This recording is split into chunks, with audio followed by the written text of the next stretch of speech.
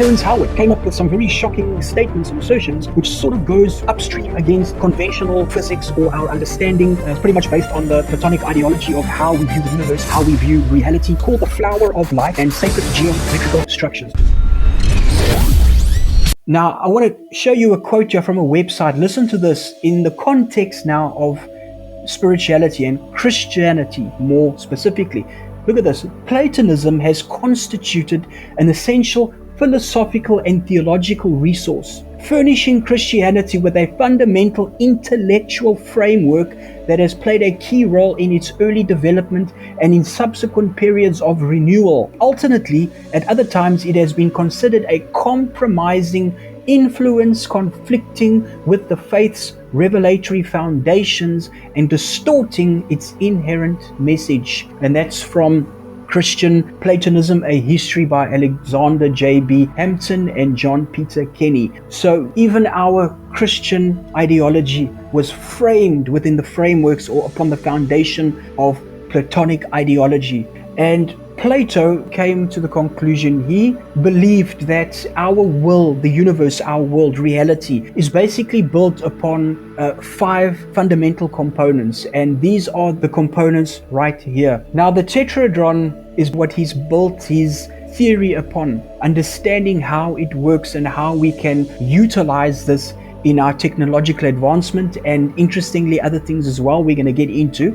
Another thing he mentioned is the golden ratio, and just hold your horses right there. So let me move on. Now, the interesting thing too is the very structure of our DNA is pentahexa.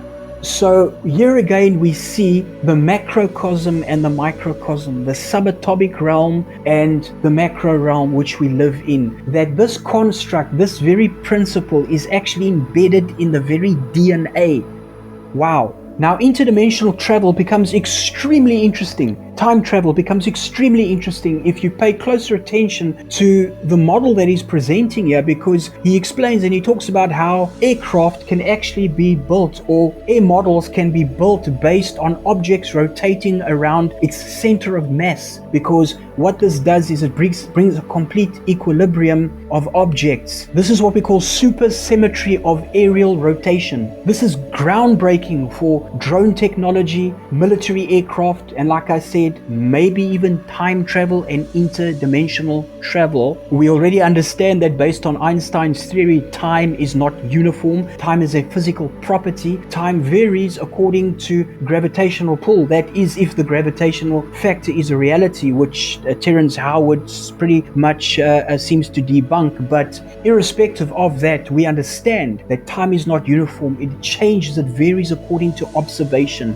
So this means that the whole concept of linearity and the fundamental components of our world, or the constructs of our universe based on the Cartesian plane, the linear concept, is based on individual perception and observation. What do I mean by this? I remember putting a video out probably about 4 years ago, it's still on my YouTube channel, about perceiving time in 2 different ways, either linear time or what we call the time scroll, which ancient mystics also understood time as a scroll. And as I mentioned before, the Bible talks about the heavens being rolled up as a scroll. Now we understand space, time work together in unison. So if the heavens are going to be rolled up, time is going to be rolled up. So there is a thing called the time scroll. And when you understand or perceive time or function in time according to the time scroll, it's completely different to the linear concept, meaning that time can vary according to your perception, according to your observation. You can choose as an individual to be trapped within the matrix or the confined cubicle reality, or you can unplug yourself. The power lies within you. Now, I believe Terrence Howard might very well be a forerunner, somebody who God could even use to unplug. Never mind, don't even worry about us, the younger generation, our kids that are, we're moving into a new era, and our kids are the ones that are going to live in this new era that we're stepping into. But what's going to determine whether we break away from this Platonic ideology and the concepts that we've been placed in by the small minority, or if we are going to break away and present a whole new way of looking at the way we actually understand the very fabric of our universe, and start to implement these new ideas into our education, into our belief systems, spirituality, our faith. And it's going to be very interesting to see how it plays out. Now, the argument will definitely come up, and that is, oh, but why would God use someone that is not in our frameworks or our system of faith or our belief system within the confines of Christianity?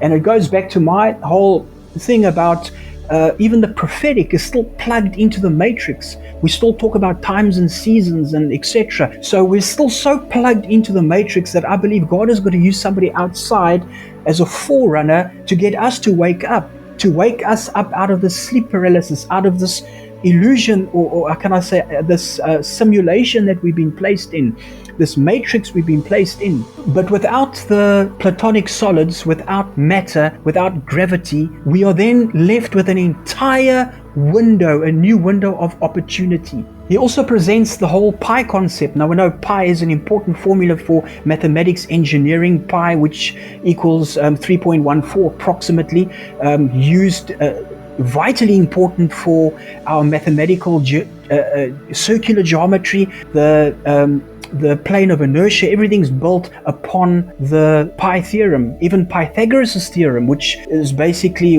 a squared plus b squared equals c squared being the hypotenuse, the longer side of the triangle. So this presents a whole new understanding, a whole new framework, because even Pythagoras' theorem, which is so important in our mathematics, even in high school mathematics, still based on the Greek Platonic understanding.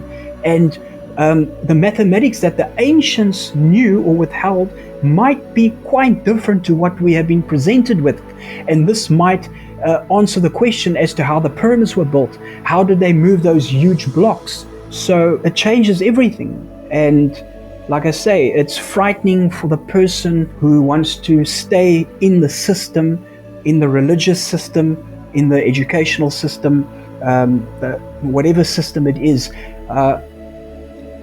If you do not want to break away, it's going to be frightening, because then you start to brand everything as New Age, and you see pentagrams, oh, it's satanic. It might not be fundamental, or it might not be an essential aspect for our faith or relationship with God or our witness, but stepping into deeper understanding, mystical union and understanding with the divine, and a greater understanding of how to, here's the important thing now, embrace and step into the new supernatural Christianity, what I call, because with the systems that we have, it's just not going to happen.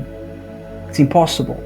But I think the idea that this man is bringing to the forefront might just help the next era of Christianity, presenting a whole new way of looking at the fabrics of existence, of reality, what makes up our universe, what makes us up as human beings in our connection to the greater, to the creator, our connection between God and humanity, or spiritual supernatural Christianity. So tell me what you think. I'd love to hear you in the comment section. Please be nice. Please be nice. Don't put nasty comments. I don't want to fight with you, please.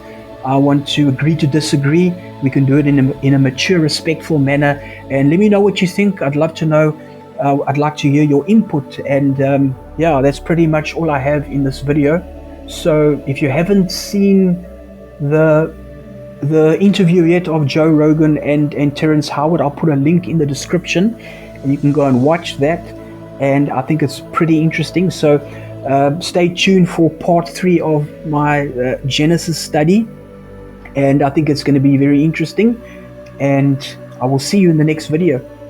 Cheers.